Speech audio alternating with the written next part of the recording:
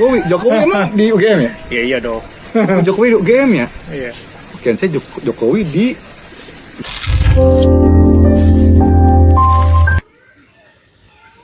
Halo, assalamualaikum. Bertemu lagi di acara The Nine. Bukan The Nine sih. Ini channel YouTube-nya mah namanya The Nine. Channel YouTube. Oh, The Nine ya? Oh, The Nine. Ternyata ini kalau kata orang Australia bahasa yang benernya itu The Nine, ke-9 ya. Iya. Kalau ke-8 The Edge.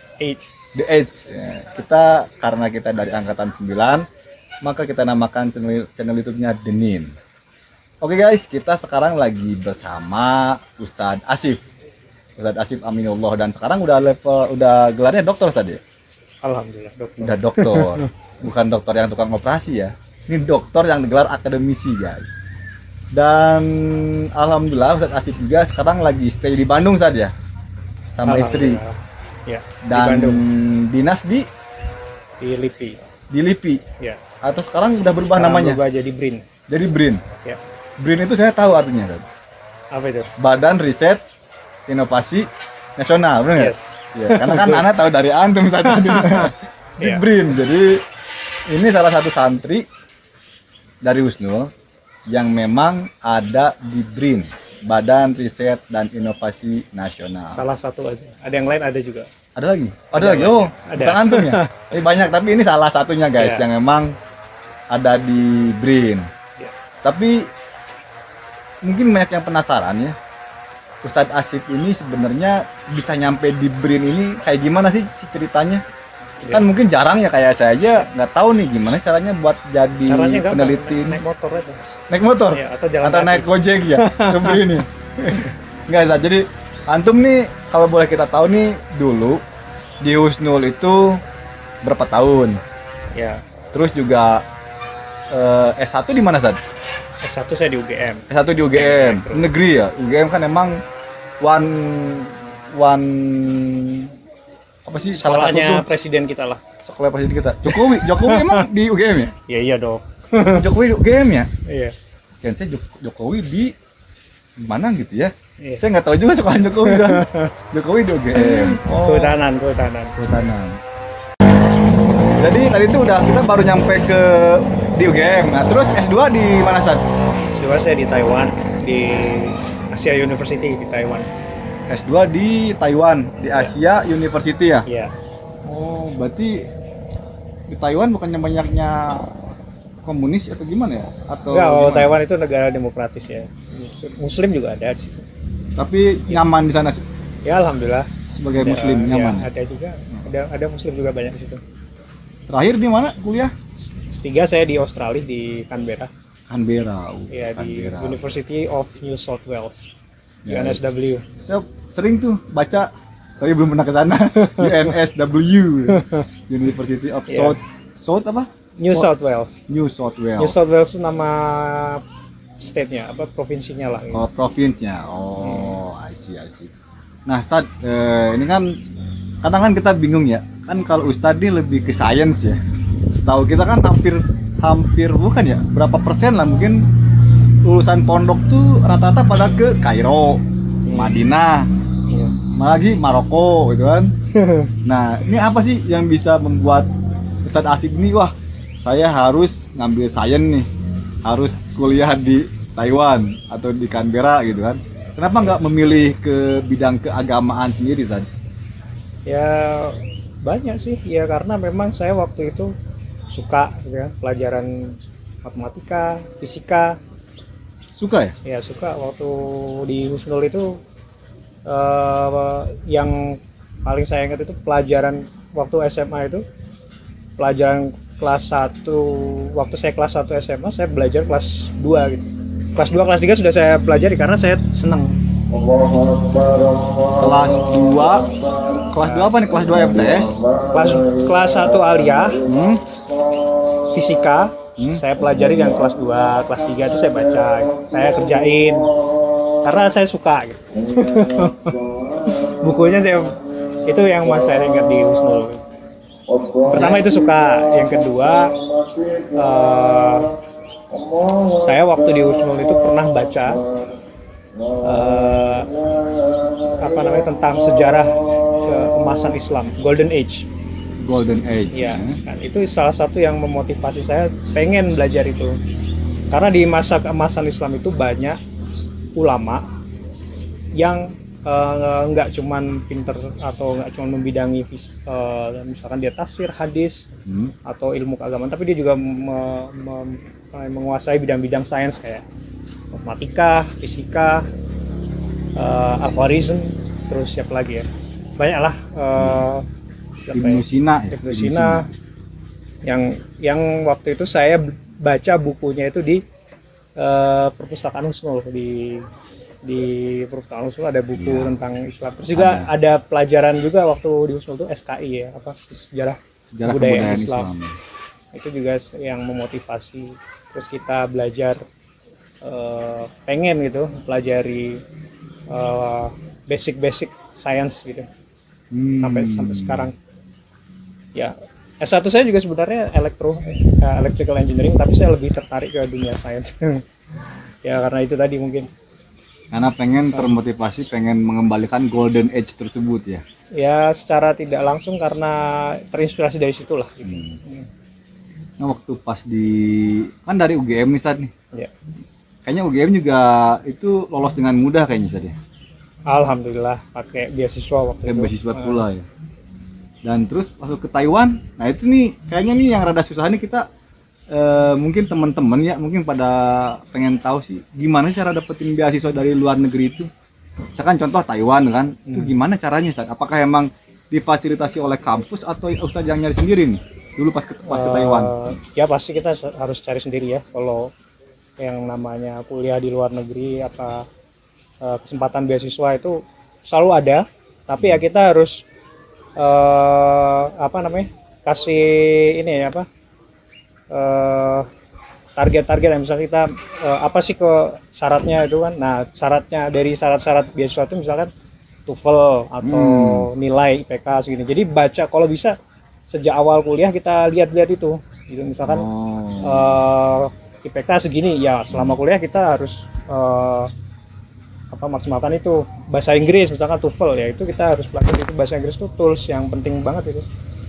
Salah satunya yang waktu di Husnul juga kan kita udah belajar itu bahasa Inggris, tapi tidak cukup kalau cuman segitu aja. Waktu di kuliah di UGM saya nggak hanya belajar di kampus ya, ikut kursus kayak gitu, ikut klub, English club itu juga penting. Jadi kita mengasah bahasa Inggris karena bahasa Inggris itu tools ya alat. Kalau kita udah bisa bahasa Inggris kita wawasannya tambah luas karena kita bacaannya nggak cuma bahasa Indonesia, kita searching di internet banyak konten-konten yang lebih lebih variatif lah dan lebih bermanfaat. Itu banyak. Bahasa Inggris itu tools penting. Jadi pertama kalau yang pengen dapat beasiswa pertama cari-cari informasi dulu gitu dari kan? awal. Jadi jangan pas deket-deket deadline baru mau apply gitu. Kalau bisa dari sebelumnya, dari sejak awal kuliah atau sejak pasang target mau ngapain, mau kuliah di mana, mau cari apa. Jadi udah visioner ya pas ketika kuliah tuh dia nih tujuan saya udah jelas nih, saya mau kesini ya, beasiswanya harus kesini ya. Nggak mesti harus jelas gitu ya, maksudnya nggak mesti harus clear banget lah clear banget. Yang jelas kita dari awal cari opsi, cari bacaan itu, pergaulan ya, yes ya. Kalau di kampus pergaulannya sama turis-turis domestik sih sama aja bohong ya. Yang dateng nongkrong minum kopi pinggir jalan, kan bang. Jadi pergaulan juga penting teman-teman. Buat yang nanti pengen mengikuti jejak Ustaz Asif ini ya, pertama harus jelas juga ya kuliahnya mau di mana, terus juga cari-cari info dan bahasa Inggris itu toolsnya buat para pengejar beasiswa yang untuk lebih ke sains lah. Kalau untuk yang lebih ke Maroko, Madinah, Mesir kan mungkin bahasa Arab ya. Toolsnya itu. Kalau untuk yang pengen lebih ke sains ya bahasa Inggris harus dikuatin. Nah itu kan dari Taiwan, Sad. Taiwan berapa tahun, Sad? 2 tahun ya. 2 tahun Taiwan. 2 tahun berarti pas ya. Pas kelas sarjana emang 2 tahun kan? Itu master. Kan master ya. Master 2 tahun. Nah terus S3 di Australia. Saya waktu itu dapat beasiswa LPDP. Oh LPDP. Nah ini nih. LPDP itu kayak gimana sih? Berarti yang di Taiwan LPDP bukan? Yang di Taiwan waktu itu beasiswa dari sana, dari universitas di Taiwan ya. Taiwannya. Ada kerja sama industri TSMC, Taiwan Semiconductor Manufacturing Company. Jadi bagian dari risetnya itu saya di perusahaan itu, di perusahaan IC di Taiwan. Itu di full cover semuanya. Ya, dibiayain dari sana. S2, S3 juga, S3 dari LPDP. Nah, Masya itu Allah. ya lumayan LPDP. Ya sudah terkenal lah, kalau LPDP kan Iya. bisa cari info dari mana-mana gitu. Yang jelas kalau LPDP, kalau beasiswa di luar negeri itu sekarang yang paling kompetitif. Kalau sepemahaman saya, salah satu yang paling kompetitif lah gitu ya. Benefitnya untuk apa namanya, yang pemegang beasiswanya, karena ada, kalau yang sudah berkeluarga dapat beasiswa, dapat tambahan living cost buat anak dan istri itu ada. Maksimal anak berapa? Jadi 25% dari total living cost-nya per orang. Jadi kalau misalkan, dan maksimal 2 orang. Jadi kalau living cost-nya buat 1 orang 100%. Nah, kalau bawa anak sama istri, jadi tambah 50% kayak gitu. Berarti kayak kalau saya anak 3 nggak bisa ya? Paling cuma Anak 2 ya, yang doang ya. dihitung berarti istri sama anak 1 gitu. Nah, Jadi ya lumayan lah, tambah 50% kan. iya. Dan itu nggak banyak itu beasiswa lain di luar negeri yang kayak gitu. Dan itu beasiswa dalam negeri, maksudnya kita udah, itu maksudnya dari duit kita sendiri ya gitu ya. Kan bagian dari cita-cita konstitusional lah, mencerdaskan kehidupan bangsa. Karena emang salah satu visi channel YouTube Denin ini emang itu Oh gitu. sesuai dengan GBHN, Oh gitu, apa itu? garis besar haluan negara ya. Bener nggak sih kayaknya? Iya. Nah, berarti kan terakhir mah di Canberra. Iya, di Canberra Canberra. S3. S3 betul. Berapa tahun saat di Canberra? 4 tahun ya, alhamdulillah. 4 tahun. Ya. Alhamdulillah saya S3 dapat award. Jadi tesis S3 saya masuk dari salah satu yang dapat award di kampus ya. Jadi Dean Award. Judulnya apa sih? Mau tahu? Ya, iya dong. Mau tahu banget. Iya, kita pengen tahu barangkali itu muncul ada di Iya. jurnalnya Australia gitu. Ya. Judulnya Microwave and Millimeter Wave Metasurfaces. Aduh, apa? Intinya saya Microwave and Millimeter Wave and millimeter wave, Broadband Microwave and Millimeter Wave Metasurfaces. broadband metasurface, ya itulah. Metasurface. Jadi saya bidang S3-nya ini tentang metamaterial sama metasurface. Yaitu Itu apa tuh tujuannya nih?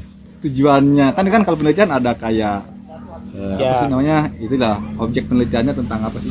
ya, jadi kalau metamaterial itu kita mau bikin material yang nggak ada secara natural gitu. Makanya dia dikasih nama meta kan. Kalau sekarang ada Metaverse. metaverse itu kan universe tapi meta gitu, maksudnya beyond physics gitu kan, maksudnya iya, beyond. iya, iya. Nah, metamaterial itu juga mirip kayak gitu. Jadi metamaterial tuh lebih duluan ya daripada metaverse. Metaverse itu kan cuma istilah baru-baru ini. Metamaterial itu kayak kita mau bikin material yang parameter karakteristiknya itu nggak ada ditemuin secara natural gitu. Caranya kita ada engineeringnya, ada, jadi nggak bukan secara kimia, bukan secara dari atom-atom atau dari molekulnya, bukan, tapi kita rubah interaksi dia dengan gelombang gitu. Jadi intinya kita mau manipulasi gelombang pakai material itu, pakai material yang bikinan itu. Berarti kayak kayak ahli metafisika itu kan dukun ya. Berarti itu ahli yang memang nggak kelihatan fisiknya gitu kan, ya meta itu kan. Oh, berarti nah mungkin kalau dukun pun kalau diteoriin mungkin bisa ketahuan ya sama Ustaz Asif ini meta-meta yang gitu ya. Tapi masya Allah subhanallah sih, gimana ya, ini sangat menginspirasi kita semua sih ya. Emang jarang ya, mungkin kalau kata Ustaz Asif banyak ya di luar sana santri yang emang bergerak di bidang sains dan juga jadi peneliti juga saja. Tapi mungkin kalau untuk saya dan teman-teman mungkin kayaknya yang baru kita kenal nih Ustaz Asif gitu kan, yang ada bergerak di bidang sains dan sampai di level sekarang gitu kan. Nah sekarang dinas di mana Ustaz? Katanya Di BRIN itu. mau ke Jepang, enggak? Ya, saya lagi postdoctoral research di Nagoya Institute of Technology di Nagoya. Ya itu biasa kalau kita setelah S3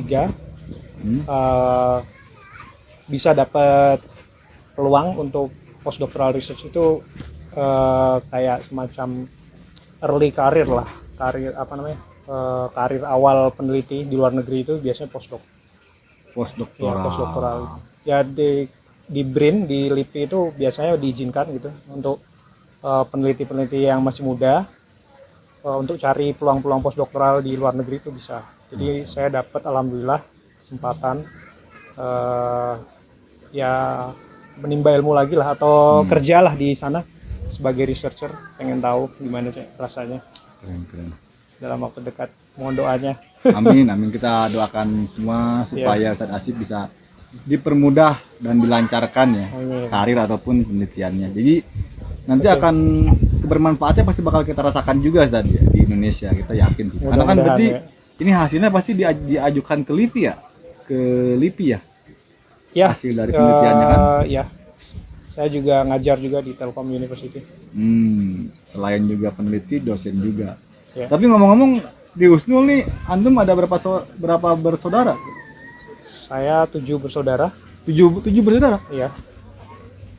Adik saya ada 6. Bukan 4. Adik saya ada 6. Adiknya ada 6. Iya. Dan itu sekarang semua posisi di mana, Sad? Atau semuanya lulusan Husnul? Semuanya lulusan Husnul. Semuanya lulusan Husnul? Iya. 7-7-nya di Husnul. Sampai aliyah.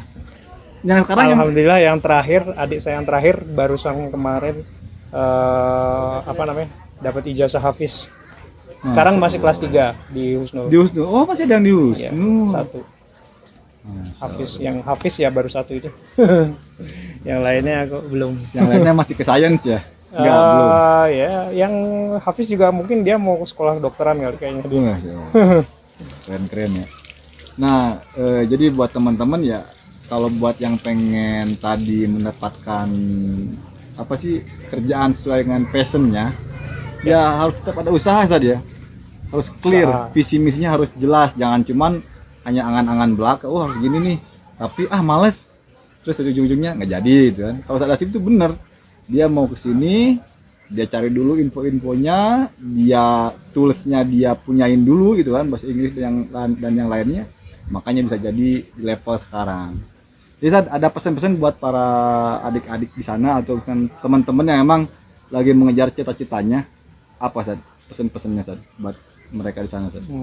Ya belajar yang rajin, jangan takut beda gitu ya. Misalkan teman-temannya sukanya main atau sukanya lagi ngetren apa, kalau kalian beda tapi kalian punya prinsip, pegang itu prinsipnya ya. Kalau misalkan kita sukanya baca buku, kita sukanya ke perpus, beda sama yang lain nggak apa-apa gitu. Atau kita sukanya misalkan aktif di panduan, sementara yang lain sukanya yang beda-beda gitu, ya no problem. Yang penting kalian punya prinsip, ikutin itu, pegang cita-cita kalian, insya Allah pasti dapat yang terbaik. Masya Allah. Dan emang bener, ini mindset yang tadi kita cari-cari nih. Kadang-kadang kita lagi fokus mau belajar, ada teman ngajak main bola, oh iya ini main bola. Kita mau fokus ya, mau mendalami sesuatu, ada teman yang ngajak main, ayo main jalan-jalan. Tapi kalau Ustadz Asif ini, kalau dia mau belajar ya belajar, punya prinsip. Jadi itu teman-teman. Dan seperti biasanya yang kita tahu nih, kita dari Husnul itu memang diajarkan sama Ustadz Akhidin ya. Jadi apapun kalian, tetaplah jadi yang tetap menjadi dai ya. Jadi dokter yang dai, jadi guru yang dai, jadi peneliti pun yang dai. Jadi dimanapun kita tinggal, dimanapun kita berkarya, kita bisa membawa kebaikan buat teman-teman di sekitar kita. Oke, mungkin cukup sekian dari saya melaporkan dari Ngopi di Kebon bertemu Ustadz Asif, dan sini ada Ustadz Ferry di sini. Say hi Kang Ferry. Nanti nextnya kita interview lagi teman-teman yang lainnya. Akhir kata dari saya, wassalamualaikum warahmatullahi wabarakatuh. Jangan lupa like, subscribe, and share.